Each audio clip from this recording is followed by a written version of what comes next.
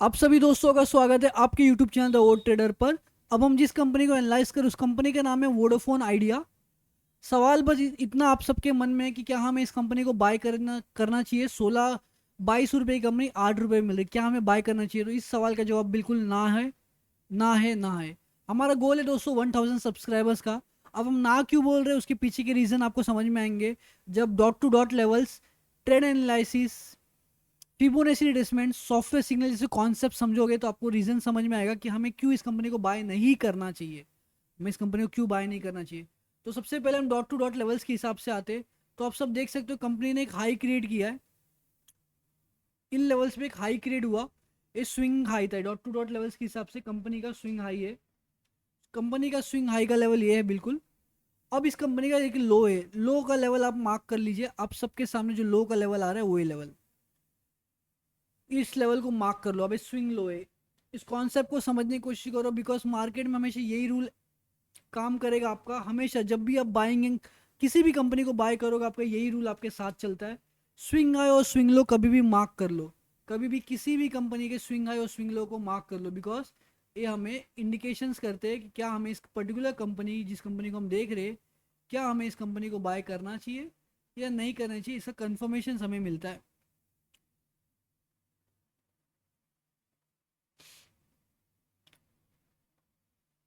सो देखिए ये हो गया हमारा हाई और लो, मार्क कर लीजिए। और उस हाई और लो में आप ट्रेंड को एनालाइज कीजिए।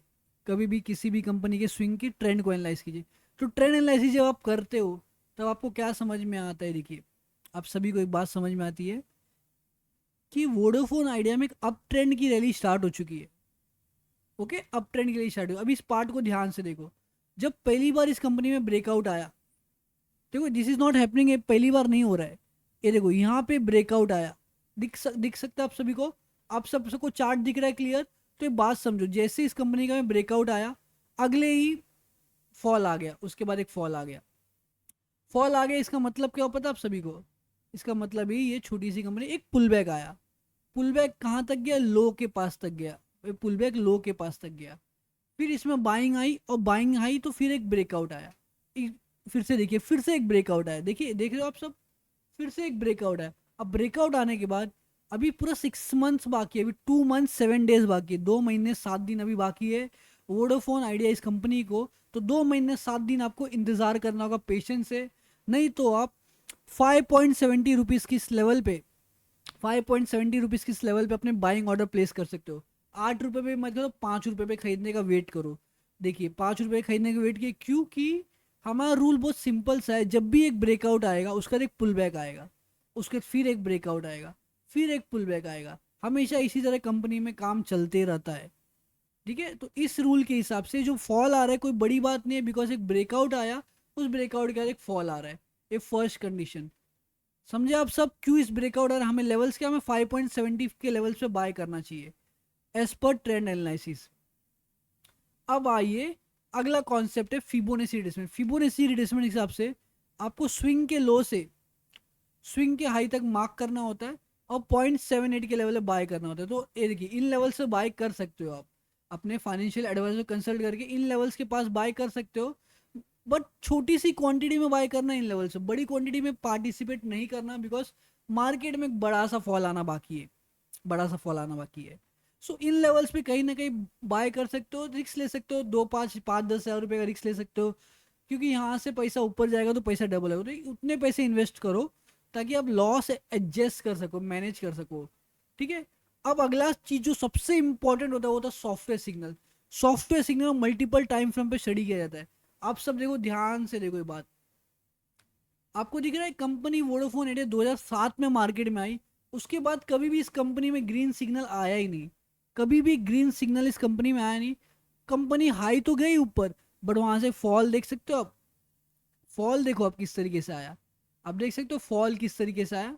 सो अभी भी हमारे पास कोई करंटली स्ट्रॉन्ग बुलिश कंफर्मेशन नहीं है।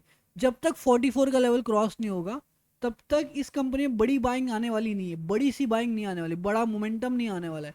ये मत सोचो कि 8 रुपए की चीज़ आपकी 8,800 हो जाएगी, 80 रुपये हो जाएगी, ये नहीं होने वाला है।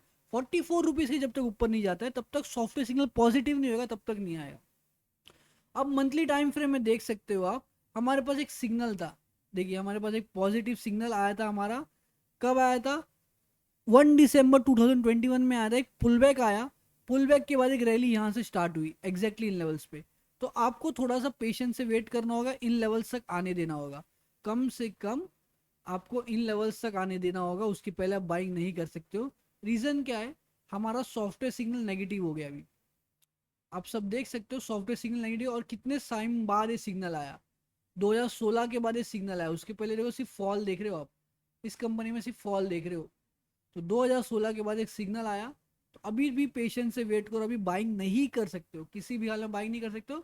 हाँ आपको लोअर लेवल से मिलता है तो आप बाय कर दो। आपका लोअर लेवल स्टार्ट भी कहाँ से होता है, इन लेवल से होता है, लगभग 6 रुपया 80 पैसे से होता है, तो अभी भी 8 रुपये में बिल्कुल बाय नहीं कर सकते हो इस कंपनी को। तो लॉजिक पे चलो, हर ब्रेकआउट के बाद बाइंग नहीं करना है, पुल बैक आता ही आता है। तो ये पुल बैक था दोस्तों, इस पुल बैक ने अच्छा खासा रिएक्शन दिया, अब इन लेवल्स के पास से हम इस कंपनी को बाय कर सकते हैं, लेकिन मार्केट नेगेटिव होते जा रहा है, तो ये लो ब्रेक होना भी पॉसिबल है, तो इन लेवल से आपकी बाइंग स्टार्ट होनी चाहिए एज पर सॉफ्टवेयर सिग्नल के हिसाब से। तो अभी आपको बात समझ में आया, 5 रुपया 6 रुपया 80 पैसा जो है आपका बेस्ट बाइंग लेवल है, आप इस कंपनी को वहां से बाय कर सकते हो। अगर वीडियो आपको अच्छी लगती है, कुछ वैल्यूबल इंफॉर्मेशन प्रोवाइड है, आपको एक बात समझ में आई क्यों वोडाफोन आइडिया कंपनी गिर गया, क्यों इतना बड़ा फॉल आपको देखने को मिला इस कंपनी में, अगर ये सब छोटी छोटी बातें समझ में आ गई आपको, तब जाके दोस्तों इस वीडियो को लाइक करना, मेरे चैनल को सब्सक्राइब करना, और आपको किसी भी कंपनी को लेके वीडियो बनाना चाहते हो तो मुझे कमेंट करना, मैं उस कंपनी पे वीडियो बना दूंगा आप सभी के लिए, क्या हमें उस कंपनी को बाय करना चाहिए कि नहीं करना चाहिए। तो दोस्तों इस वीडियो को एंड करते हैं यहाँ पे, थैंक यू।